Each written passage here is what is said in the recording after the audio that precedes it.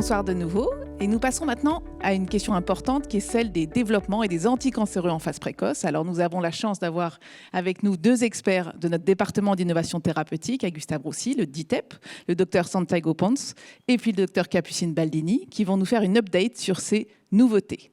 Santi. Merci. Pardon. Merci. Oui, on va diviser la session en fait en deux parties. En partie la thérapie ciblée, que je m'en occupe. Et vraiment, on a eu beaucoup de choses à l'ESMO. Comme d'habitude, pour la phase 1, c'est des petits signaux, non, pour développer après. Mais je crois que c'est très intéressant. Et je démarre avec les CARAS, que vous avez bien de discuter, mais pas focalisé sur les cancers des poumons, ni sur les cancers de colorecto. En fait, c'est une nouvelle molécule, c'est un MeToo, en fait, entre une autre boîte différente que la boîte de sotoracine ou d'adagrasif. Et nous avons quelques dates d'activité sur les CARAS G12C. En fait, on a plutôt des cholangiocarcinomes, des adénocarcinomes du pancréas et des adénocarcinomes duodénal, avec une très bonne tolérance, seulement quelques toxicités digestives et diarrhée, sans DLT et avec un taux de réponse confirmé de 19%. Et si on place ça dans le contexte global de non-small cell, non-colorectal, sotoracif a un taux de réponse confirmé de 14%.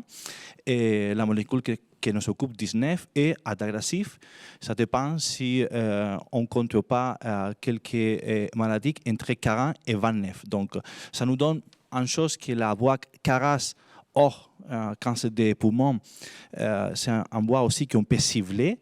Peut-être que c'est comme on comprend en thérapie ciblée, ce n'est pas le cas du CARAS, qu'il faut peut-être regarder quelque chose en plus. Ou peut-être aussi, et ça c'est le pire à cette molécule, on peut ajouter au fait des combinaisons ou cibler la même voie de différentes façons. Ça c'est la molécule que c'est en first in class, c'est le DCC316, qui c'est un inhibiteur en fait de ULK1 et 2, que c'est justement dans le downstream de la voie MAP CARAS PI3K, qui est avec des maladies plutôt CARAS mutées, et si on se focalise surtout sur la maladie digestive, qui malgré tout les données de l'inhibiteur de CARAS encore, on n'a pas beaucoup d'activité, et on a cette molécule que la tolérance est très bien. Nous n'avons pas de DLT. Et le grade 3 qu'on a, c'est plutôt altération hépatique et c'est transitoire et aucune à arriver à avoir un effet de grade 5 dans cette molécule. On peut en fait des données pharmacodynamiques bien prouver que l'activité de l'inhibition de cette molécule c'est très bon et les prédicteurs ATG13 et phosphorylés en fait, c'est linéal et on a une très bonne inhibition de la cible. Et par rapport à l'activité, on a un petit mélange, on n'a pas beaucoup de malades, surtout, comme je dis, G12D, G12V, G12D, G12R, non, qu'on n'a aucune molécule ciblée pour ce type d'altération. Et on a comme la meilleure réponse et stabilité sont normalement des malades qui ont épuisé toute la ligne déjà standard et le disease control rate à 16 semaines, c'est de 29%. Donc, je crois que c'est très intéressant de regarder ces molécules, peut-être que pas seulement comme monothérapie, mais aussi comme combinaison avec quelques autres inhibitions de la même boîte. On arrive à autre cible, à notre first in class, que ça s'appelle SIR2B20, c'est le SM08502, et que c'est un rationnel très intéressant parce que historiquement, les alternative splicing, ça a été une de la façon que les cancers profitent pour arriver à avoir les hallmarks. Et les spliceosomes, ça a été considéré toujours comme un point que ça peut être ciblé en fait. Et maintenant, on a la possibilité de cibler DIRC et CLK qui module en fait les spliceosomes et qu'on peut arrêter la maladie avec cette façon de traiter. Le design de l'étude, c'est très simple, c'est un dose escalation classique. Et après de la dose finding, on a un corps d'extension sur le cancer des poumons et sur le cancer de la prostate. D'une façon de pharmacodynamique à nouveau, on a une très élégante inhibition de CLK1 et de SRSF5, qui sont les deux différentes façons de mesurer.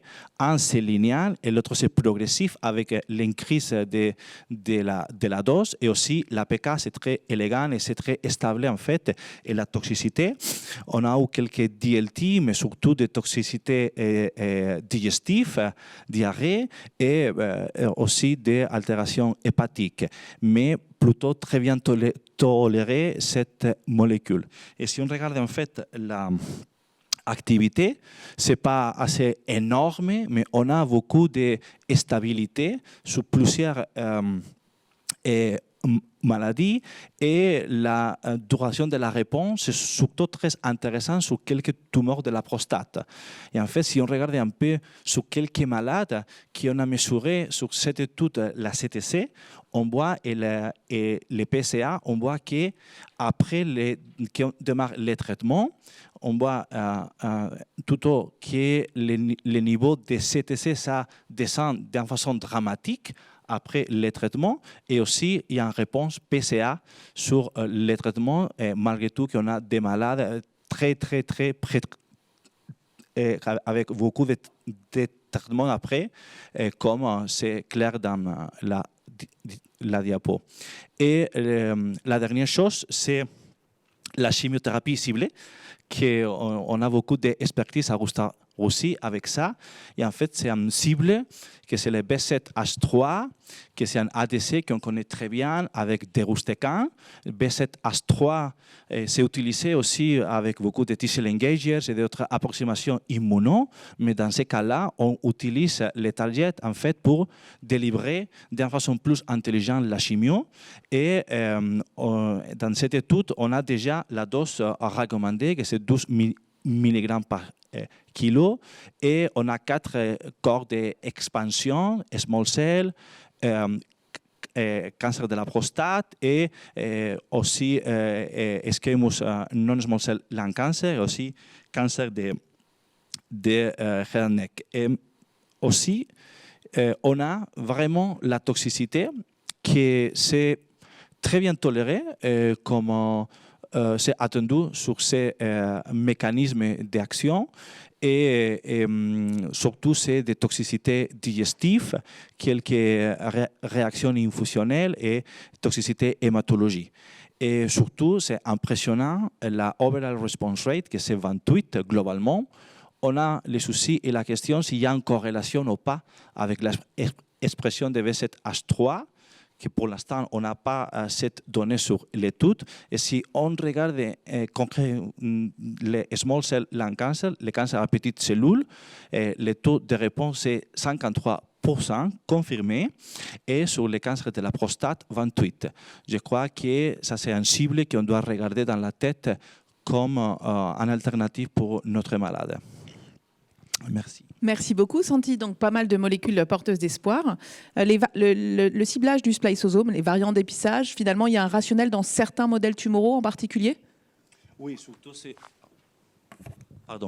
ça se focalise à nouveau sur le cancer de la prostate et que je crois que ça va arriver comme vraiment l'expansion qu'on va arriver à développer.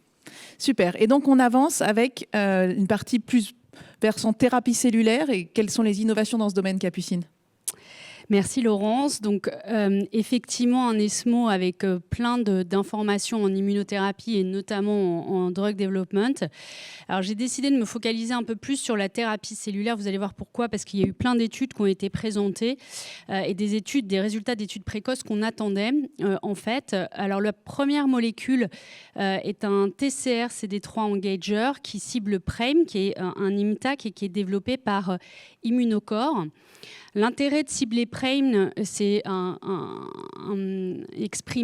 c'est un CTA, donc un cancer testis antigène, qui est exprimé de façon homogène sur de nombreux types tumoraux, et notamment dans 100% des carcinomes utérins, également 100% des synovialosarcomes, 95% des mélanomes, dans les carcinomes ovariens et dans les mélanomes de l'UV, et puis dans certains types de cancers bronchiques à composante épidermoïde. L'intérêt de cette molécule et sa particularité, qui est complexe, mais en fait ce CD3, TCR CD3 engager va avoir l'avantage de cibler les protéines exprimées par le CMH de classe 1, à la fois les protéines intracellulaires et les protéines extracellulaires, ce qui va lui permettre en fait de reconnaître à peu près 90% du protéome, et ce qui en fait une cible d'intérêt et une molécule d'intérêt dans les tumeurs solides. Donc, le design de l'étude, c'était une injection hebdomadaire de ce TCR avec une escalade de dose intrapatient sur 3 semaines et ensuite une évaluation tumorale toutes les 9 semaines. Dans cette étude, les patients, et comme dans la plupart des études avec des TCR, les patients sont prescreenés sur HLA-02 en centralisé. Et il n'y avait pas de sélection sur l'expression en immunohistochimie de PRAME qui était regardée ensuite de façon rétrospective. Et vous allez voir, en fait, les taux d'expression étaient relativement importants. Les objectifs principaux, c'est des objectifs principaux classiques de phase 1 avec la détermination de la dose maximum tolérée. Pour ce qui est des patients inclus, donc 31 patients inclus au total, vous le voyez sur la diapositive, globalement des patients qui exprimaient à 90% PRAME en rétrospectif. Des patients également lourdement prétraités, des patients suivis par un mélanome cutané qui était prétraité par anti-PD1 et anti-CTLA4. Des patients suivis par un carcinome séreux de l'ovaire qui était également platine résistant et qui avait reçu en moyenne 4 à 5 lignes de traitement. Des patients suivis pour un carcinome bronchique également prétraité, et pour les patients suivis pour un carcinome du sein triple négatif et de l'endomètre, elles avaient reçu en moyenne 2 à 5 lignes de traitement préalable. Le profil de tolérance était plutôt rassurant. La dose maximum tolérée n'était pas atteinte, comme on peut le voir d'ailleurs dans plusieurs études d'immunothérapie avec la thérapie cellulaire ou avec des CD3 T-cell engager. Principalement évidemment des orages cytokiniques de grade 1 dans 71% des cas, de grade 2 dans 29% des cas et pas d'orage cytokinique de grade supérieur ou égal à 3, donc un profil de tolérance qui était quand même assez rassurant chez ces patients lourdement prétraités. En termes de taux de réponse, alors évidemment, vous le voyez, une petite population, mais quand même des signaux d'activité dans les mélanomes de l'UV qui étaient non prétraités par tebentafusp, avec 3 patients ayant une réponse partielle, soit un taux de réponse de 50%. Les mélanomes cutanés également qui semblaient bénéficier prétraités par anti-PT1 et anti-CTLA4 avec 33% de taux de réponse, et également les carcinomes séreux de l'ovaire avec 50% de taux de réponse. Un point qui était intéressant, c'était également les mélanomes de l'UV qui avaient été traités par tebentafusp de façon préalable. Vous ne voyez pas de réponse, mais de façon intéressante, en fait, c'est les patients que vous voyez sur ce spider plot qui étaient soit en progression, soit en stabilité très prolongée. Et donc, on a l'impression qu'il y a un profil de réponse un peu différent à ces nouvelles thérapies qu'il va falloir aussi anticiper. Donc pour cela, dans l'étude, il y avait une analyse ancillaire sur l'expression de l'ADN tumoral circulant dont on a déjà parlé dans d'autres types tumoraux.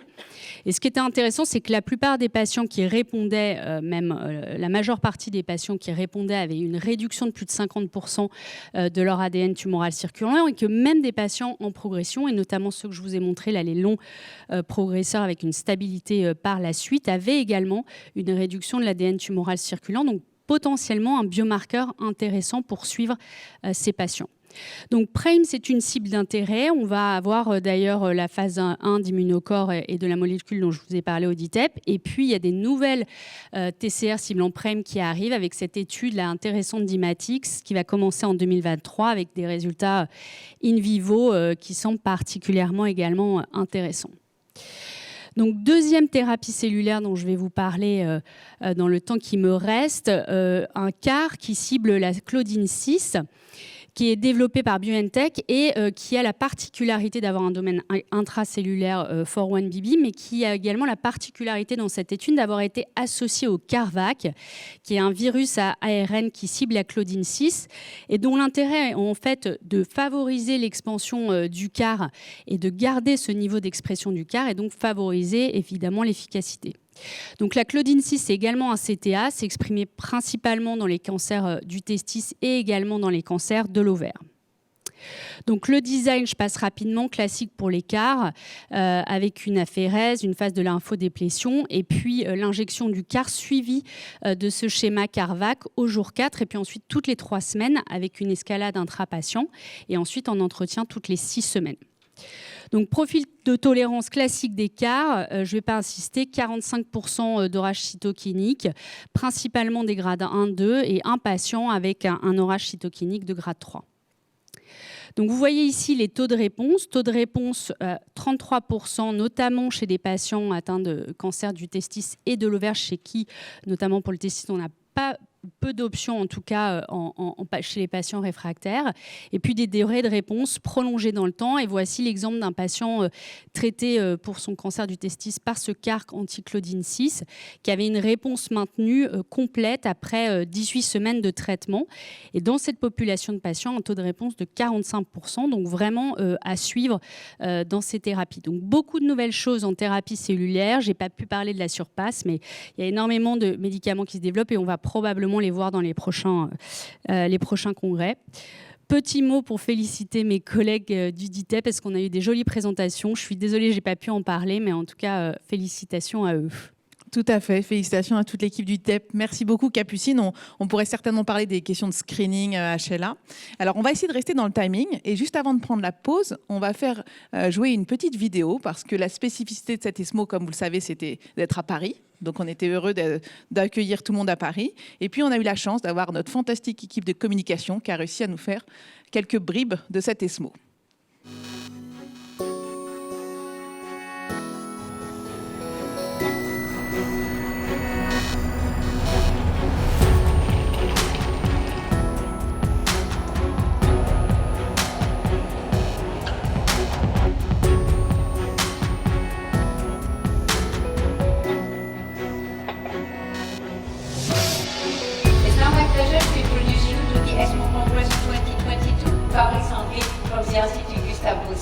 Here in Paris.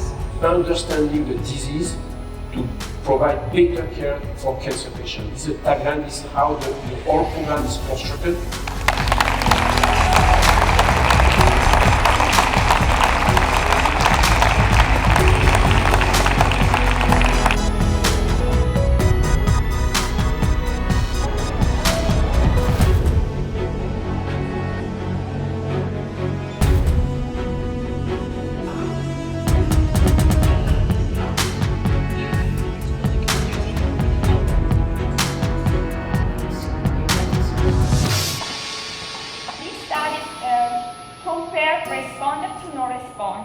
Microbiota about the metagenomic sequencing of 4,050 patients.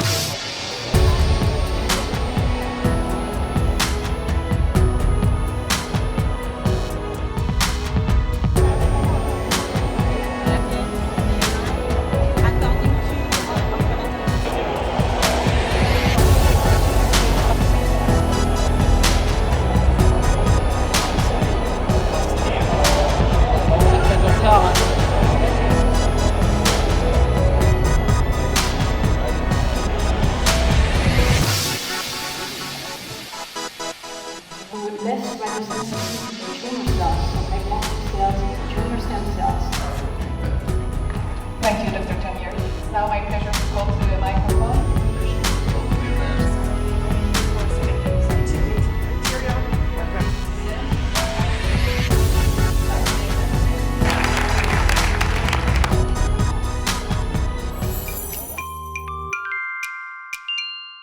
Merci beaucoup et donc bravo à l'équipe de communication qui nous a préparé ce petit digest. Vous avez pu voir l'investissement et l'implication des équipes Gustave Roussy. C'était effectivement un ESMO particulier parce qu'on a eu, comme souvent, la chance d'avoir des médecins de Gustave Roussy qui ont reçu des ESMO Awards et vous avez pu les voir dans la vidéo.